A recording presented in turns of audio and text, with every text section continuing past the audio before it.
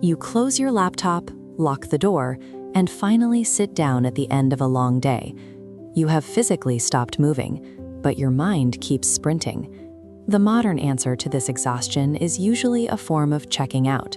We seek a temporary exit through scrolling, binging television, or trying to sleep the weariness away.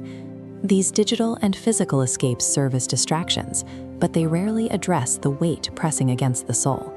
You wake up the next morning with the exact same burden you tried to leave behind. Cultivating a spiritual and mental anchor allows the mind to stay settled even after the body stops, creating a peace that survives the transition back into reality. Ruth understood the weight of relentless labor. She had spent the last several months bent over in the heat, working through the barley and wheat harvests to provide for her household. This vintage photograph captures that ancient, grueling reality. These fields demanded every ounce of physical strength just to secure a basic survival. Now that high-intensity season has come to an end. The grain is gathered, the laborers have left, and the fields have fallen silent. Yet stepping out of the field doesn't automatically mean the heart is at ease. For Ruth and Naomi, the end of work required a deliberate shift from survival mode into stillness. In the quiet of their home, Naomi watches Ruth. She sees a woman who has spent months in the sun, without a word of entitlement or a single complaint about her lot in life. Naomi recognizes that physical safety isn't enough. She wants her daughter-in-law to experience a deeper, permanent security.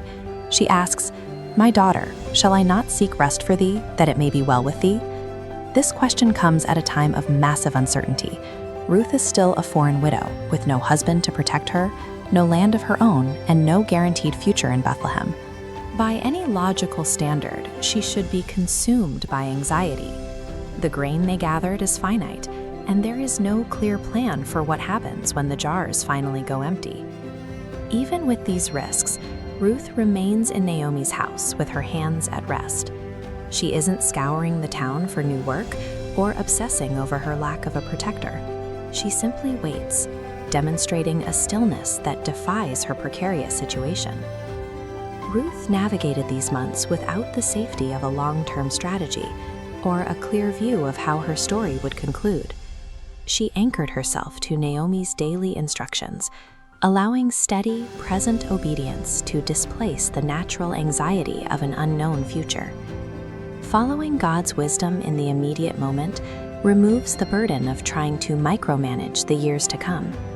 This trust accepts the limitations of human perspective and relies on the one whose view spans the entire horizon.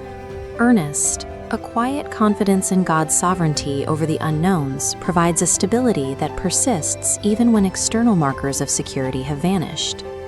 Evaluate your own response when the pressure mounts and the road ahead feels dark. Digital escapes provide a brief numbing effect, but they lack the capacity to actually stabilize the soul when the screen finally goes dark. Divine peace acts as a constant presence in the middle of difficulty, persisting through the hardship rather than simply waiting for it to be removed. This enduring stability isn't something you can manufacture through self-care routines. It is a gift that must be sought directly from God. Identify the temporary substitutes you are running toward today and ask if they are actually providing the rest your soul requires. Are you ready to bring that deep-seated weariness to the only one capable of relieving it? Just as Naomi desired a secure home for Ruth, God offers you a place of rest that is independent of your circumstances. Accept this quiet season of stillness. It is the necessary preparation for a bold midnight step of faith. That next step of faith begins tomorrow.